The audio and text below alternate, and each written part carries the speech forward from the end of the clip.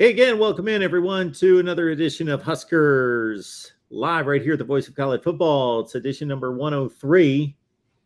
I've been here.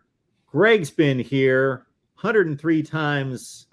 We couldn't do it without Greg. So we got Greg Peterson on the line, of course, from Husker Online. Greg, how you doing? Doing pretty good tonight, Mark. How about you? I'm doing well. I don't like the feeling of being cold most of the time. I don't like that. Well, it was 51 here today, if that makes you feel any better. It's not too bad.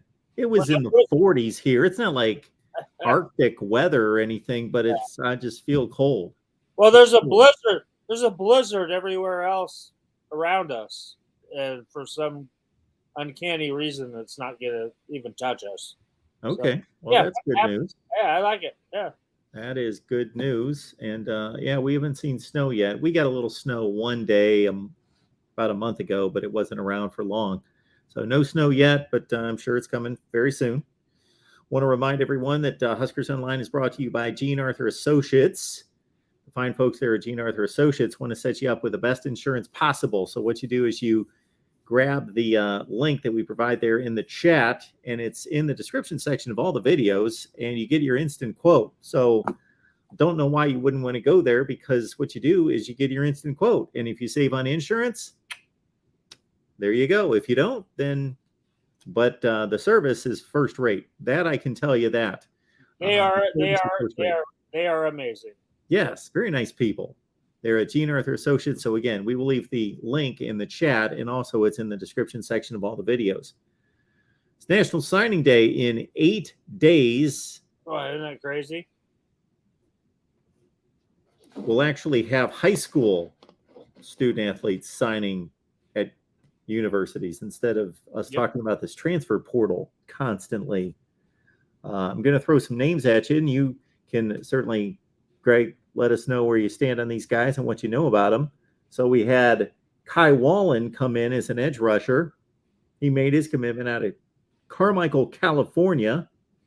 And a JUCO guy. Yep. JUCO guy. Yep. Yes, Jesuit. And then we've got QUINTEN IVES. He's a running back, 6'3", 180, out of New Jersey. And that's line has him as the 88th rated running back in the country. Yeah, I mean, Nebraska's always had a pipeline, to New Jersey. You go back to MarkRogersTV and and go from there. But this is a guy that obviously Matt Rule and some of his new coaches have had contact with and have, similar interests, being from the same part of the country. And, this is a guy that, I don't know. I mean, it's nice to have commitments coming from exactly, across the board. But, he's a good running back, and we're going to like him, I think, here. And let's go from there. And then a cornerback committed this week out of Tennessee, Hermitage, Tennessee. This is SYNCERE SAFEEULLAH. I'll go with that. And he's 115th rated at cornerback out of Tennessee. Yeah, and he's actually at IMG Academy down in Bradenton, Florida. Okay. That tells you something right there that, he's a special type of an athlete. And, like we've talked about before, Matt Rule likes a lot of fast guys. And, piggybacking on QUINTEN IVES, who they look at him as a running back, as a 6'3", 180-pound prospect, but he could go either way, running back or wide receiver. And now you have a top-notch corner like SYNCERE, that obviously when you're at IMG Academy, there's something special about you as a football player, because they groom you to be a professional football player down there. So that's another big get for Matt Rule and his staff right there. And throw rankings out right now. I don't think that this is a thing about recruiting rankings on players and stuff. This is something that's a fit for what Matt Rule wants to do when he's signing these type of guys, or getting them to commit. And you know what? There's a very low chance when guys like this are committing here 8 days before signing day. So that tells you something right there that Matt Rule and his staff are starting to get their kind of guys in here already, on top of what they still have left in their recruiting class, which they've all had in as official visitors and done their in-home visits. And I don't know. I believe On3 actually has Nebraska ranked, I think, number 50 right now in the country. Yes, as their class right now, but we'll see how that changes here in the next 8 days. Do you see that meaning you expect it to change?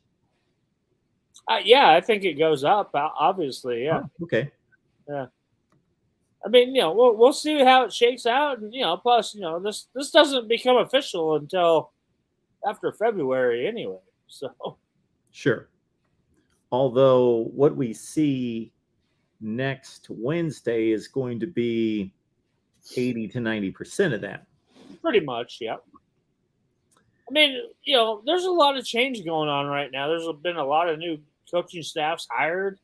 We see this. The latest one's probably Deion Sanders at Colorado, and so with the transfer portal and recruits, a lot of recruits that were committed to other schools, especially those ones that were early enrollees that don't have a lot of time to make their decision. Those are the guys right now that are under the time crunch. But you're always going to still have those other guys left over that are playing out their senior year and are going to go be in the the high school all-star games, like the All-American Bowl and the Under Armour game, and so there's always going to be those other big time high profile guys that are waiting down to the end to do their commitment. But like you said, probably, I don't know, 80. I would say more like about 90 to 95% that in a normal year that would be this first signing day is what you're going to run with. And there's another IMG Academy player, defensive lineman Cameron Lenhart. Yep, who was actually committed. Yeah, he is committed. No, he was, and then decommitted, and now is back looking at Nebraska. Mm-hmm. Okay. No, you've got a lot of guys out there that, I mean, obviously he's a guy that Nebraska had coveted under Shenander. But, there's a lot of other guys out there too. I mean, I think one of the most intriguing guys named right now out there is another edge guy. And that's Princewell, Unameelan. I think I'm butchering his last name. But, he's a high 4-star kid, a 6'5", 215-pound guy that, just picked up an offer from Nebraska recently. And all of a sudden, Nebraska's vaulted to the top of his list. And, he's I can't remember where he's rated in the online or the On3 rankings, but he's coveted, very coveted as a high 4-star. So, hey, they're looking at guys and they're reconnecting with guys, and they're making sure that other guys that haven't decommitted yet from the class are still solid. And you've seen this now with the junior day last week, and big official visit weekends, and bringing in all the in-state guys and reaffirming their stuff. And I mean, in this limited time that Rule, and he's still putting together his staff. It's not done yet, but they've been doing yeoman's job, if you ask me. So the quarterback we talked about several months ago, William Watson out of Massachusetts, he decommitted. No, yeah, he's not. He's a non-fan. We don't. Yeah, he was a Mark Whipple guy. That was to be expected, and Nebraska is definitely going to be adding quarterbacks here, and we'll kind of see how it goes. But I mean, the only reason he was coming to Nebraska was because of Mark Whipple, and truthfully, it's probably a blessing in disguise. No offense to William Pop Watson on that, but he was a small guy, and I don't know. Obviously, not a type of a quarterback that would fit a Matt Rule system. Well, since Nebraska is looking to sign at least one quarterback in this cycle, do we have any idea who are at the top of the list? Well, there are a few, but right now there's not a lot of information right now on interest level in Nebraska at this point. And, most of the big fish are already committed somewhere that are going to sign here, next week. And I just expect I would say you're looking more at the transfer portal on getting a quarterback, and heck, we don't know. Maybe Casey Thompson's the quarterback still here next year as well. So right now I think the quarterback position is the biggest mystery right now. Well, I would doubt that Casey Thompson is going to go to the NFL. I just don't think he's ready. Although, you brought up the age factor, so I guess I wasn't thinking of that when I made that statement, but it appears as though he needs some more seasoning. Well, you know what? He's got a pretty solid plan already in place. I mean, he's already got his master's degree that he just finished. And I think he kind of knows his limitations, and he wants to open up a sports training facility. That's kind of what he wants to do. He dabbles around with coaching. He was always wanting to be a coach, but I think a athletic training facility is more what he wants to do. And you know what? Why not just take some extra classes and play another year of college football? Because moving now probably doesn't help you anything at all, and you're probably not getting a great grade from the NFL draft coming up. So why not stay and help a new coaching staff establish things right now? Some of these guys are being mentioned in the chat in terms of what quarterbacks are on the free agent market here. We've got Grayson McCall from Coastal Carolina. He's been the starter there forever.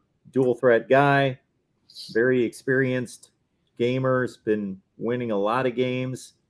Devin Leary, quarterback from NC State. He had a great season in 2021, got hurt this past year. I'm guessing a lot of people don't want me to mention this name, but DJ Uiagalelei, just because he's certainly had his critics, but he did get the starting job at Clemson for 2 seasons. Hudson Card, the Texas quarterback. Jeff Sims out of Georgia Tech, dual threat quarterback, very dynamic with his legs. Those are pretty much the guys that are starting quarterbacks elsewhere that have entered the transfer portal. Yeah, there's a lot of guys on that list that might fit and might not, but that's the key point is, are they a fit with what Matt Rule wants to do? And that's going to be the key going down here, while all these guys make their decisions. So, yeah, it's hard to say. I mean, we haven't seen what Matt Rule wants to do here in Lincoln yet on the field. So anybody's guess is as good as mine at this point. if I'm a Nebraska fan, I'm happy with Grayson McCall, Devin Leary, or Hudson Card. The other ones, I'd be more in the wait and see mode. But those three, instant starter. And again, you're kind of talking about guys that are on their last leg of playing college football, just like Casey Thompson is. So I don't know. So this conversation is starting to feel like an Aaron Rodgers conversation with the Packers.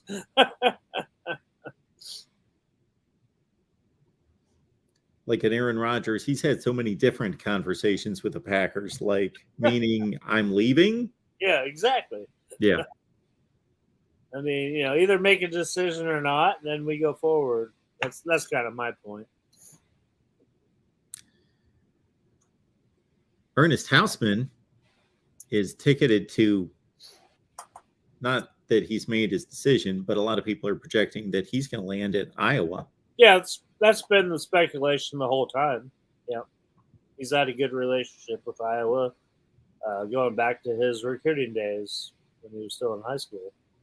But yeah, if I expect him to go anywhere, it would be Iowa, and he's still not too far away from home, being there, which is high on his list. So our guy Jose is buddies with Aaron Rodgers, apparently. He's letting us know. Mazel tov. Manny, you're right. Hit the like button. Help the channel. Right, folks. We've covered the transfer portal and the 3 commits from this past week. No, we only had 4. We did have 4. You forgot. 4? Who did I forget? Hey, you got a long snapper there that was a former 5-star. The long snapper. There he is, Marco Ortiz. Yeah. Hey, whoever has those rankings on long snappers had him as like one of the top, I think number 8 or whatever when he was coming out of high school. And he went to Florida. All right, coming in from Florida. How about that? High school at Richmond, Virginia. Long snapper at 6'5", 230. Okay, I don't know. We can really scout his long snapping credentials as long as they hit the guy's hands. I guess he was doing his job. Hey, you know what? With the attrition going on, obviously, I guess long snapper is a position of need, and why not fill it with a pretty good dude? Okay, I would like to see the scouts evaluating long snappers on tape, where they just watch a bunch of extra points. Well, there is God, I wish I could look it up real quick, but there is one that is completely long snappers and evaluates the whole deal. Okay. Hey, people have to have something to do, right? Hey, folks, get your instant quote. I'm dropping the link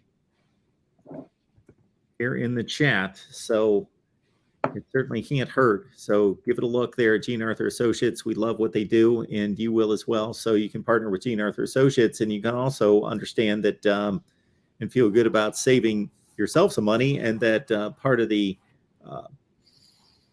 revenue there goes to help support families in need. All right. Like mine? No, I'm kidding. Not quite. Not quite. All right. I am going to go searching for questions on the channel to see who's asked questions over the past week, because we've got trying to catch up on the I don't see any questions in the chat here.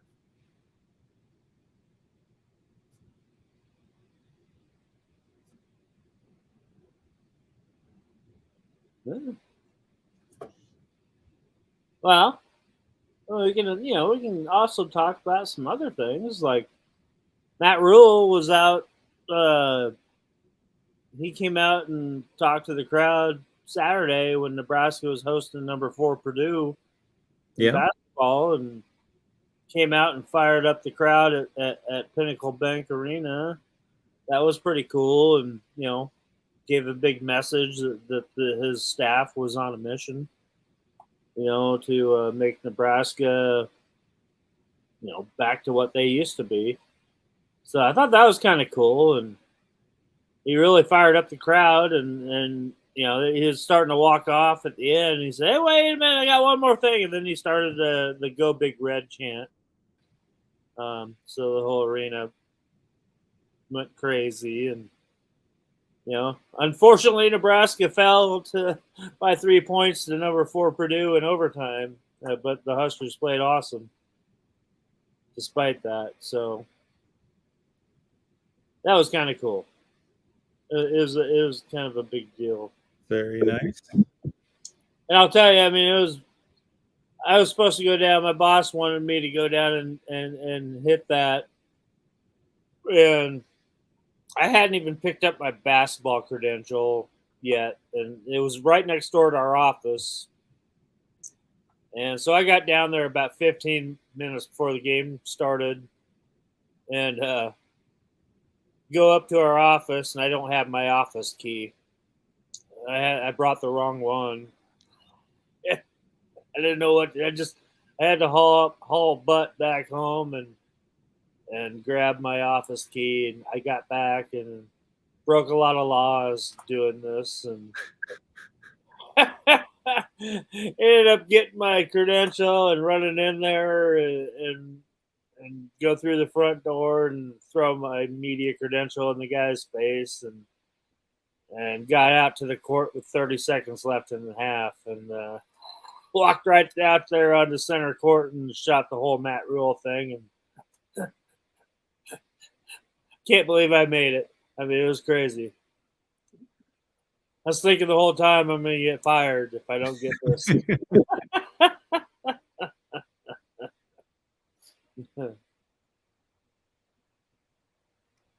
So at this point, how many other coaches on the coaching staff need to be filled? The wide receiver coach, right?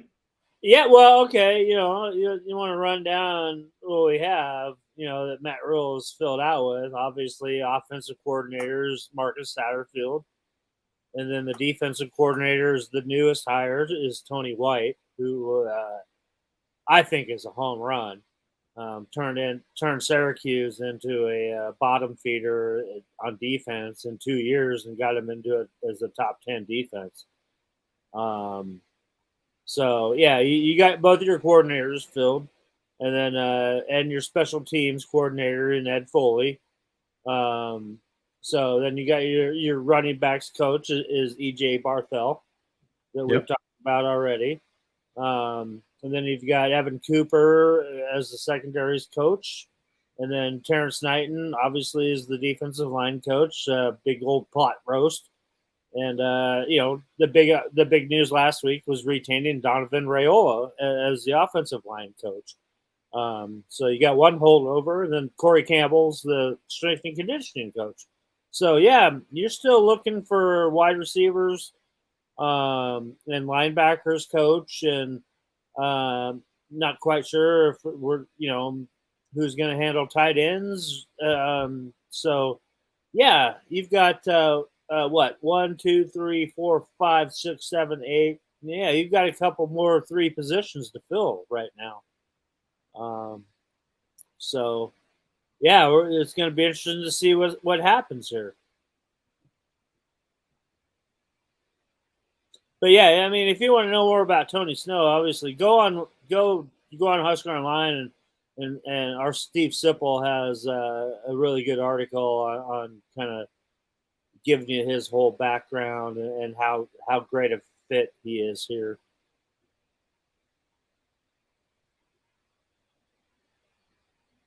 Okay. Also, a really great. I don't think we didn't even touch on this, that he's got another great article out today that he actually talked to Nebraska's former athletic director, Bill Moose, about his time with Mike Leach, who we haven't mentioned, the passing of Mike Leach, who obviously for everybody in the college football world, that's just horrible news.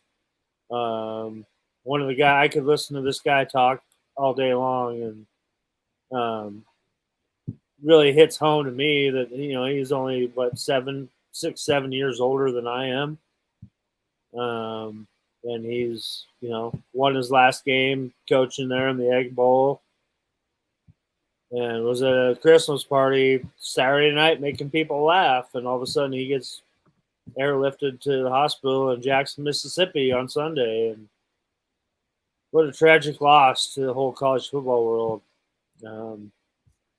I've been really, really touched by that. Yeah, so we heard the news on Sunday, and it was just basically termed initially as a medical issue. Obviously, the university wanted to not to explain too much at that point until there were more facts known and they could secure the real truth. And we know that, as Greg just outlined, that he was in full go on Saturday at practice at a Christmas party, and then Sunday rushed to Jackson, Mississippi hospital, and left us earlier today. And we went live and took phone calls earlier today. So if you have any interest in just us sharing various perspective and stories on Mike Leach, we did that today. We did that a few days ago when the news first broke about his incident. And so just check those out on the main channel. But number of things to say there about, the things that stand out to me about Mike Leach, aside from the football, to start with a person, is that, I don't know the man. But at the same time, he showed us so much of himself, as opposed to other coaches who just talk football. Mike Leach wasn't afraid to just kind of open up about anything that was on his mind, and he had so many other subjects and topics that he liked to talk about, and some of them were important. They were serious, and a lot of it was just funny stuff that he wanted to talk about, whether he wanted to talk about a movie he saw, or he wanted to talk about cereal or candy, whatever he wanted to talk about. Whatever was on his mind, he wasn't afraid. And he wasn't afraid to challenge the hierarchy of the sport if he didn't think things were run well or things should be changed. He made his political comments at times known. He wasn't afraid to back down from any conversation. And so what I appreciate about him is that he was just open to be himself. Absolutely. Talking about aliens and Bigfoot and, Nerds was his favorite candy, and he was a special, special guy that made everybody smile anytime they were around him. I wish I would have known him too. I never got a chance to meet him either. No, I didn't either. Yeah. But Big Law, do yourself a favor, just look up any kind of podcast that has Mike Leach in it. It will entertain you beyond belief. Oh, yeah. And from a football standpoint, he went to BYU. He was recruited as a player. Never even played college football. Never played, hurt his ankle. He played rugby. And just kind of, once he had built that relationship with Lavelle Edwards and he enjoyed football, he just kind of got a law degree. He could have been a lawyer. Yes. But from a football standpoint, he just hung around the football program and just learned. And at that point, BYU was throwing the ball more and throwing it better than anyone. And he learned so much and soaked it up. And then he and Hal Mummy became attached in terms of football. And Mike Leach followed Hal Mummy to 3 coaching stops, the last one being at Kentucky. And then he got the job at Texas Tech a few years later as head coach, and the rest is history in terms of him just producing the best passing offenses in the country year after year after year. I'm in the process of, I'm going to post a video, and it's, I gave up on the attempt of trying to summarize his entire career, or trying to go through that. I want to kind of hone in on 3 things, and one being just the record-setting offenses and pass offenses that he produced, and just try to put that in perspective, because every year whether it was Texas Tech, Washington State, or Mississippi State, just posting ridiculous passing numbers. And then all the influence that he had on so many other people that have taken what he created and transforming college football. I love this. That I see Red Wine's comment there that yeah, Mike Leach was a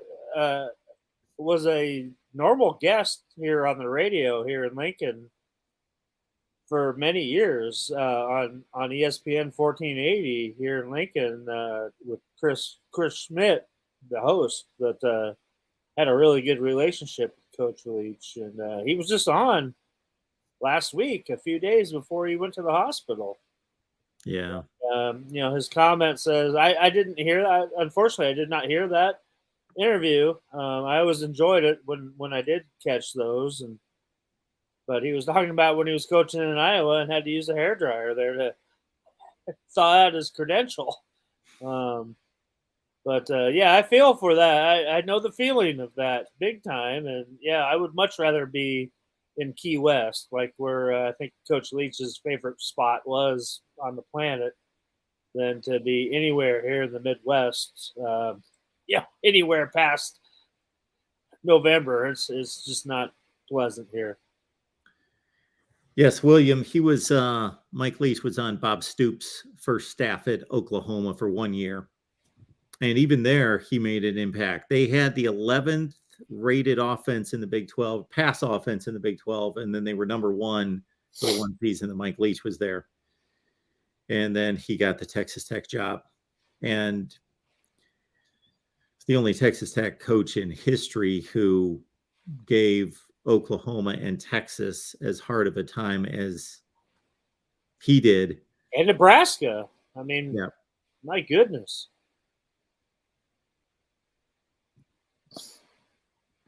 Yeah. Absolutely. So huge loss. I mean, it really hits home. I mean, like I said earlier, it's just not. I mean, I was even talking to one of my high school buddies. I heard that Mike Leach was in the hospital, and God, this just happened so fast that you think that it's okay. He'll be fine, but then I saw Lane Kiffin talking earlier on ESPN too, that Lane Kiffin even said that when they played in the Egg Bowl and they went to hug after the game, and he knew something was up with him too. So yeah, and if you look at the video of him from that game, you can kind of tell he's walking a little funny and has a kind of a strange look on his face. I mean, not like he doesn't always have a strange look on his face, but yeah. Absolutely. It's tragic and it's sudden, and he was only 61. But we're used to, we've gone through it here with players. I mean, Sam Foltz, when he died, very, very tragic. Yeah. And it's just, you can't get over any of these things. Nobody can. And, one thing about Mike Leach, too, is that I've been here for the last 4 coaching changes. And every single time Mike Leach's name has come up in every one of those coaching, discussions of who should be the coach here.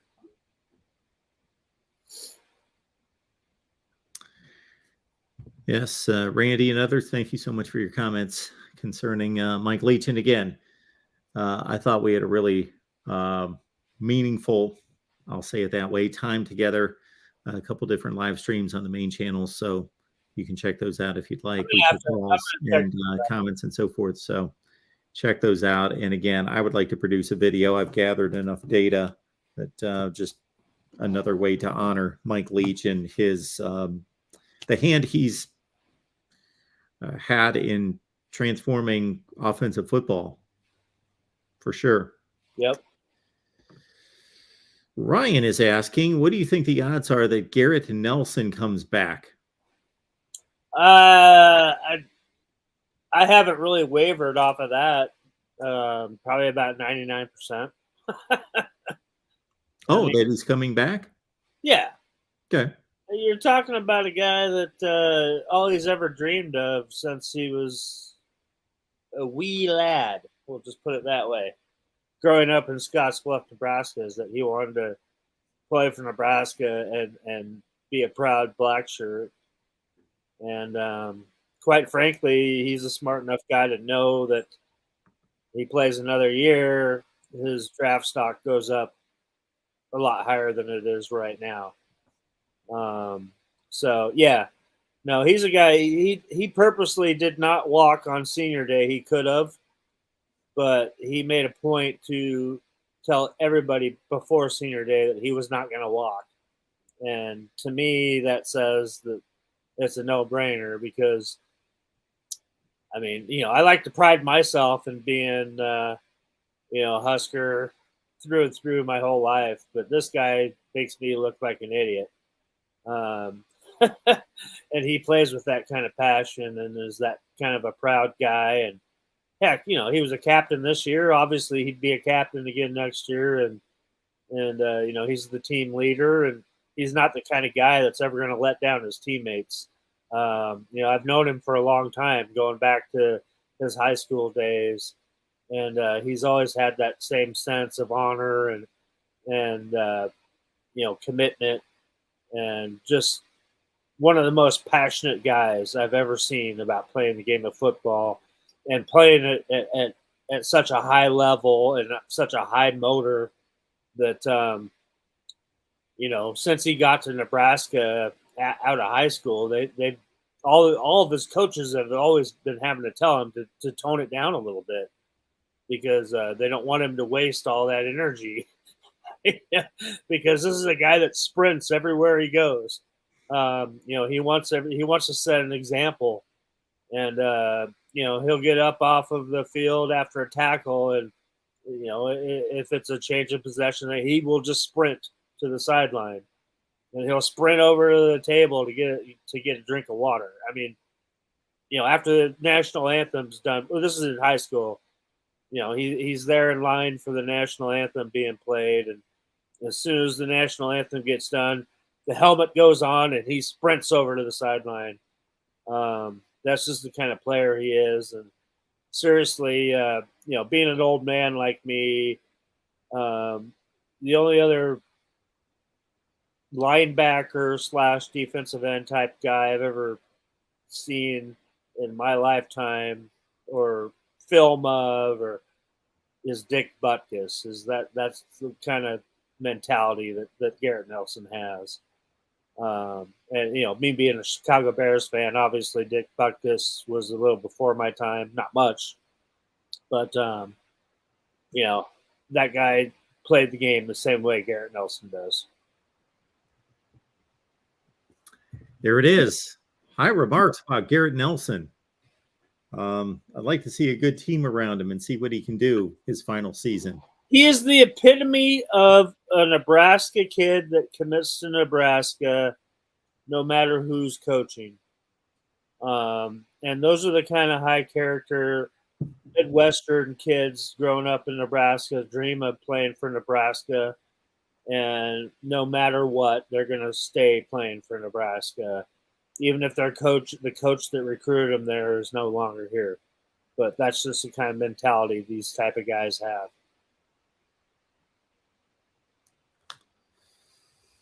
All right, folks. Appreciate you being here at the Voice of College Football. And again, we are sponsored by Gene Arthur Associates. They are fine folks, but more important to you, they provide excellent insurance coverage and rates. So you can go to the link in the description section of any of the videos here at the Voice of College Football Nebraska, or go to the many links that I've dropped in the live chat tonight and follow that to your instant quote. Just takes a couple minutes. See if you can save on any type of insurance you can imagine we're talking about. My goodness. Home, auto, motorcycle, boat, RV, renter's insurance, business owner policies, commercial package policies, workers' comp, inland marine insurance, equipment, life, health, dental, and otherwise. They're at Gene Arthur Associates. And again, the link is in the description section of all the videos and also right here in the live chat.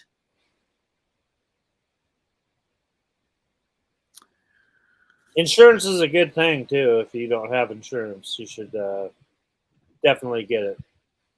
Absolutely.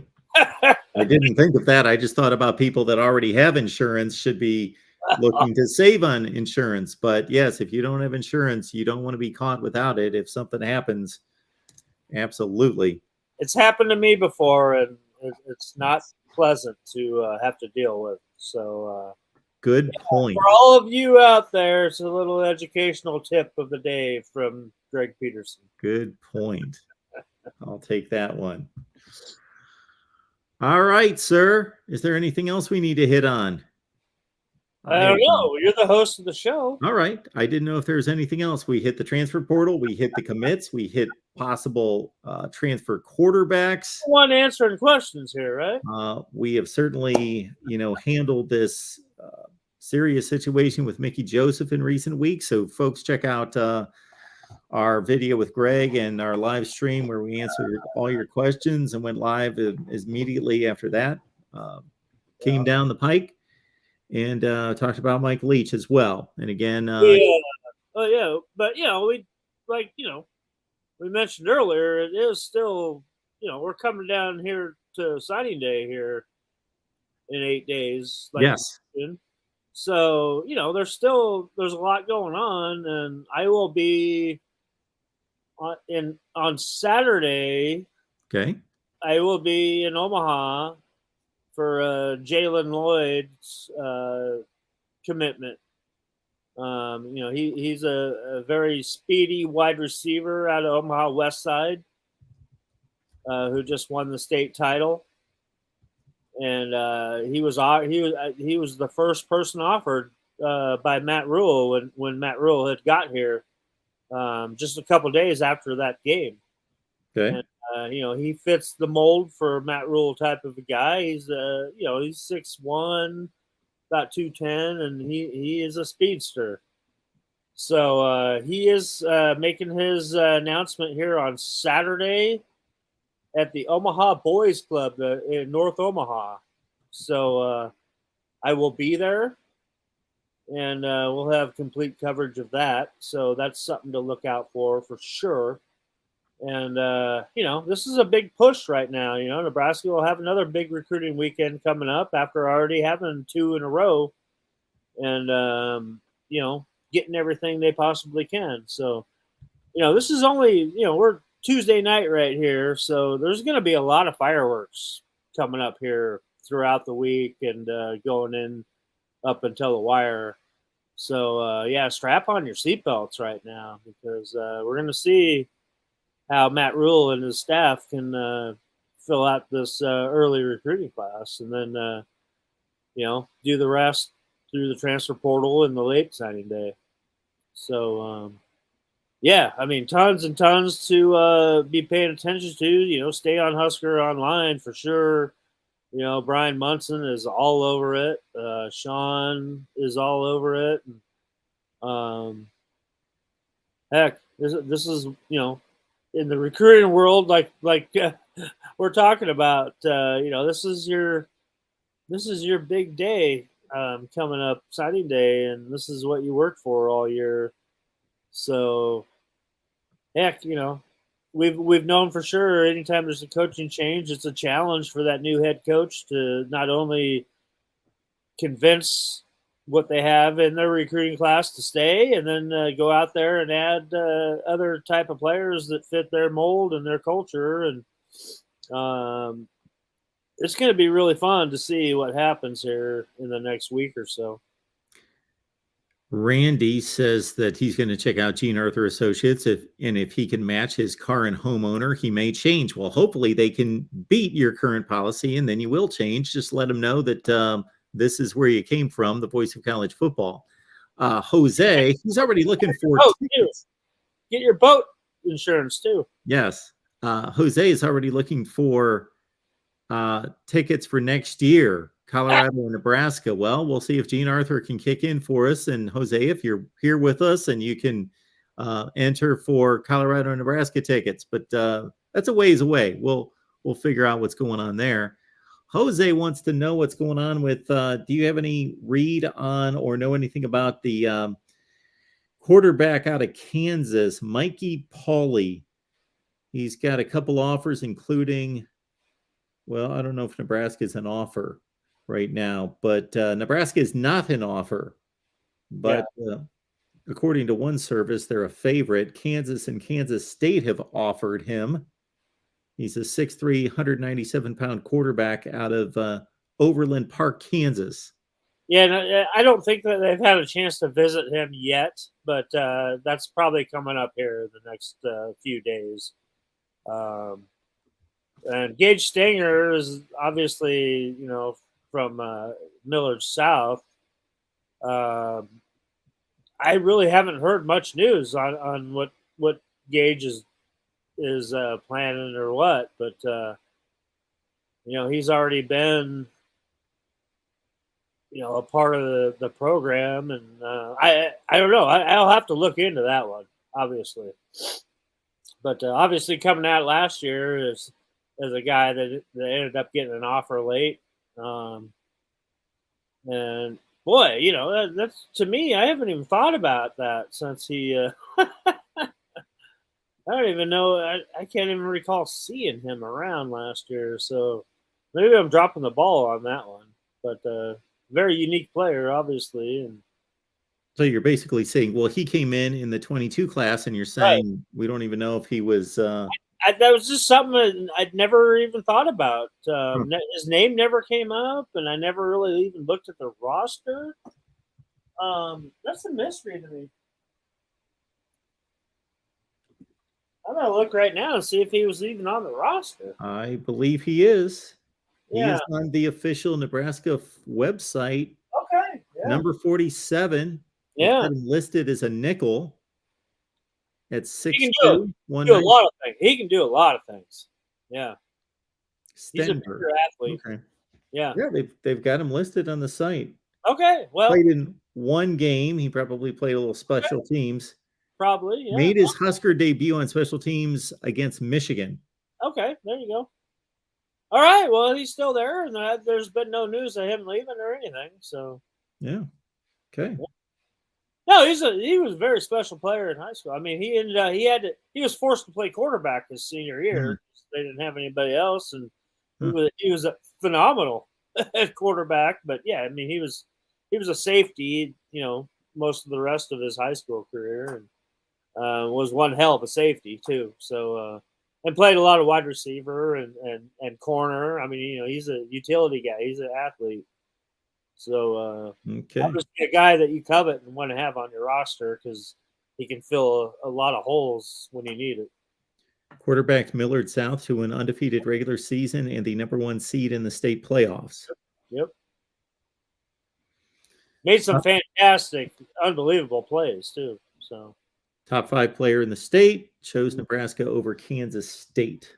He was already a Kansas State commit and then decommitted after he got a Nebraska offer. So. Okay. Yep.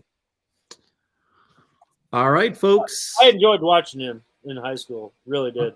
Husker Rick's already looking forward to the spring game, April 22nd. Okay. Hey, what else do we have to look forward to right now? I mean, that's it. On the field, that's it. Yeah, I mean, spring game is the first look you're going to get at Matt Rule and everything that's going on there. I mean, obviously, once spring practice starts, I mean, we'll get our little look-ins, and obviously, every time you have a new coaching staff, you get different access as us in the media. I mean, we've been spoiled here for a long time. If you go back to, at least when I was back here covering stuff full time was, with Bo Pelini and we had fantastic access. I mean, we got to see practice. I think it was every Tuesday. We got to see about a half hour, 45 minutes of practice and be able to shoot video and photos of all of that. And then you move to Mike Riley and it just gets even better than that. Mike Riley never even really kicked you out of practice. And then you go to Scott Frost, and then things really tightened up. And we were down to the point where they'd only let us see like 2 spring practices and 2 fall camp practices, and then nothing during the season. So it'll be interesting to see what Matt Rule decides to do with the media, because obviously he's coming from the NFL where they're kind of required to let the media get their time there to get video and photos of practice. And we'll have to see kind of how it is under Matt Rule. I mean, I like to think that probably we're going to get better access than we had under Scott Frost, but who knows? And the whole the athletic department, the SIDs that run the whole football program are the same that have been here over all 4 of those regimes. So they kind of dictate whatever the head coach says is kind of how they roll for media access. And on top of that, hopefully, I'm not sure what the timetable is that being done, but with the whole new Go Big project, with the unbelievably beautiful facilities they're building, here when it is done, we'll have our own dedicated media room to where all the press conferences will be being held, and all the members of the media will have full access and basically their own workstations and everything. Everything's state of the art. Nowhere else in the country, college or NFL, will have anything like what we're going to have here when it's all done, being built and everything. All right, folks, we appreciate you being here tonight. Make it on back next Tuesday at 7 Eastern, 6 Central for more Huskers football talk. Tell your friends, bring them on in, and let's double the audience next week. Let's do that. So, again, appreciate you being here. Appreciate Greg. And check out Greg's work at Husker Online Video right here at YouTube. All right, Greg.